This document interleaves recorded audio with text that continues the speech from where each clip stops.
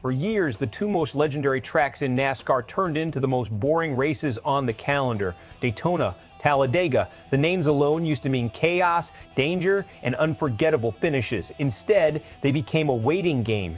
Drivers riding around for 190 laps just to save fuel for one shot at the end. Well, NASCAR just admitted it, and they're blowing the whole package up. Here's what's changing, starting with the regular season finale at Daytona.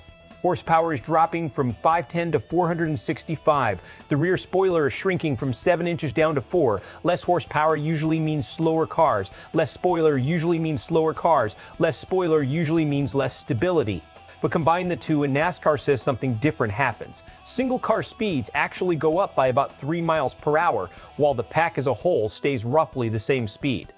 Translation, cars get looser from the draft. Drivers can separate from the pack instead of being glued to it, and that means actual racing instead of a conga line waiting for the last 10 laps. To understand why this matters, you have to understand what Superspeedway racing turned into. For several seasons now, Daytona and Talladega weren't races, they were survival tests. Drivers weren't fighting for position, they were fuel-saving, single-filing, and praying they didn't get caught in the big one before it mattered. The tracks still have the aura. The Daytona 500 is still the biggest single day in American motorsports. Talladega still has that reputation as the wildest track on the schedule, but the on-track product wasn't matching the hype anymore. Now put that next to Atlanta. Echo Park Speedway reconfigured its layout and suddenly became one of the most must-watch races of the year. Drivers can actually move, make runs, and race each other instead of waiting on strategy to sort the field out for them. NASCAR looked at that contrast and made a decision. Stop hoping the old package fixes itself and start building something closer to what's working in Atlanta. Now here's where it gets interesting, because this isn't just a spec sheet change, it's a philosophy shift. Cutting horsepower usually slows a field down. Cutting spoiler usually makes cars twitchier and harder to control at high speed. On paper, that sounds risky, but the calculation here is about drag, not raw power. Less spoiler means less resistance pushing back on the car. Less resistance means a driver who times a run correctly can actually pull away from the draft instead of getting sucked right back into it. That's the entire problem NASCAR has been trying to solve for years. In pack racing, nobody wants to be the first one to make a move because leaving the draft usually means losing your run and falling backward. If this package rewards a driver who's willing to pull out and commit, you get more separation, more side-by-side racing, and fewer 40-car freight trains circling for 2 hours. Is it risky? Absolutely. Superspeedway racing lives on a razor's edge between thrilling and terrifying. NASCAR has to walk a line where speed stays safe, but the racing still has teeth.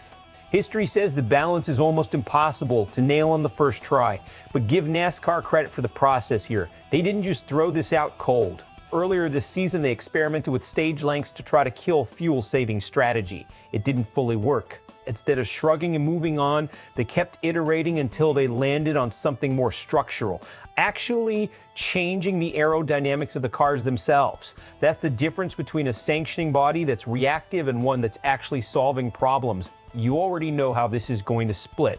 One side of the fan base is going to call this exactly what NASCAR needed, finally addressing years of complaints about single-file fuel-saving snooze fests at 2 of the crown jewel events on the schedule. The other side is going to be nervous. Anytime you touch horsepower and spoiler at Daytona or Talladega, you're touching the margin for error at 190 miles per hour. Some fans and even some drivers are going to point straight at safety and ask if NASCAR is chasing better TB at the expense of risk. Both reactions are fair. That tension is exactly why this change is such a big deal. So where does this go from here?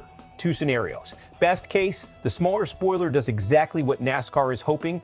Drivers start making moves earlier, breakaways actually stick, and Daytona and Talladega start producing the kind of unpredictable, multi-groove racing that made these tracks legendary in the first place.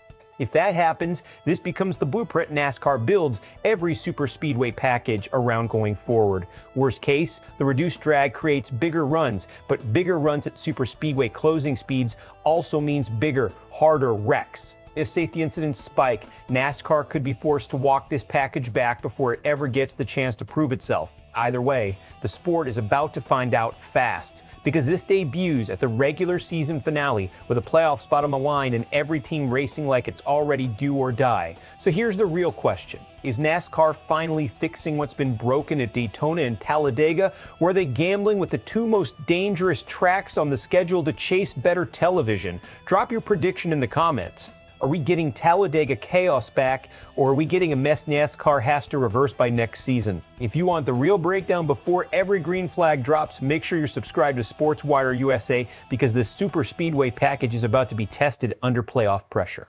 And you're not going to want to miss how it plays out.